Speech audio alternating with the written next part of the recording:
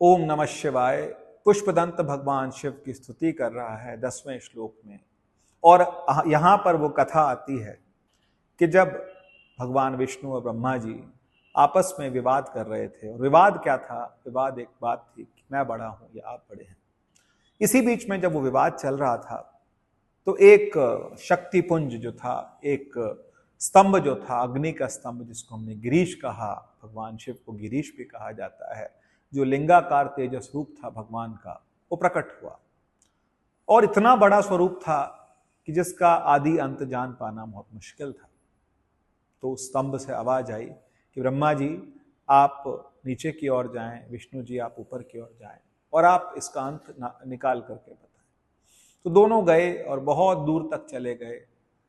दोनों थकित हो गए और थकित हो गए, लेकिन ब्रह्मा जी ने कहा कि मैंने इसका अंत पा लिया, जबकि वो नहीं पा पाए थे। और भगवान विष्णु ने कहा मैं इसका अंत नहीं पा रहा। सच में भगवान के इस स्वरूप का अंत पाना बहुत मुश्किल है। आज के लोग लिंग के विषय में, भगवान शिव के शिवलिंग के विषय में बहुत सी बातें करते हैं, बहुत गलत अनर्गल बोलते हैं, जो मर्जी आता है वो बोलते हैं। वो श्रद्धा को, भक्ति को, विश्वास को ठेस पहुंचाने की कोशिश करते हैं। लिंग मतलब भगवान शिव का जो चिन्ह है, वो अग्नि स्तंभ था। उसी स्तंभ को ये ना, इसमें कोई इसका जो स्वरूप है वो सिर्फ भगवान का चिन्ह है। और ऐसा वो जो भगवान का चिन्ह है उसमें यहां भी दिखाया गया है कि उसमें तीनों हैं। उसका ऊपर भाग जो है वो हमारे पास में, वो भगवान 3 भाग में उसको डिवाइड किया गया है, ब्रह्मा, विष्णु और महेश के रूप में। वो तीनों का समागम है एक स्थान पर।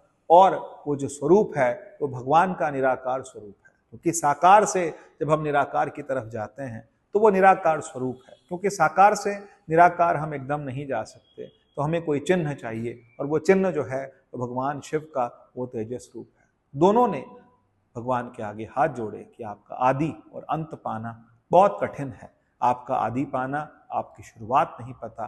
किसी को नहीं पता कि भगवान शिव के पिता कौन है, माता कौन है, कहाँ जन्म हुआ, कब जन्म हुआ। वो अनंत है। और दूसरी बात कि भगवान शिव के बारे में बहुत कुछ बता पाना भी बहुत मुश्किल है। बस इतना बोलते हैं, मृगाधीश चरमांबरम मुंडमालम प्रियम शंकरम सर्वनाथम भजामि। बस हम उनको भजते हैं, उनको, क्योंकि हम उनका अंत नहीं पा सकते, क्योंकि वो विराट है। सबसे बड़ी बात, भगवान शिव बहुत विराट है। वासुकी जैसा इतना बड़ा नाग जिसके गले में होगा जरूर, क्योंकि वासुकी स्वयं बहुत बड़े थे, और इतना बड़ा नाग अगर किसी के गले में है, जिन्होंने चंद्रमा को ललाट में रखा हुआ है, गंगा को जटा में रखा हुआ है, हलाहल विष को हृदय गले में रखा हुआ है, और हृदय में भगवान राम का नाम जप रहे हैं, वो कितने विराट होंगे, वो कितने महान होंगे। लेकिन हम लोगों को उनको समझने के लिए श्रद्धा चाहिए, भक्ति चाहिए, विश्वास चाहिए।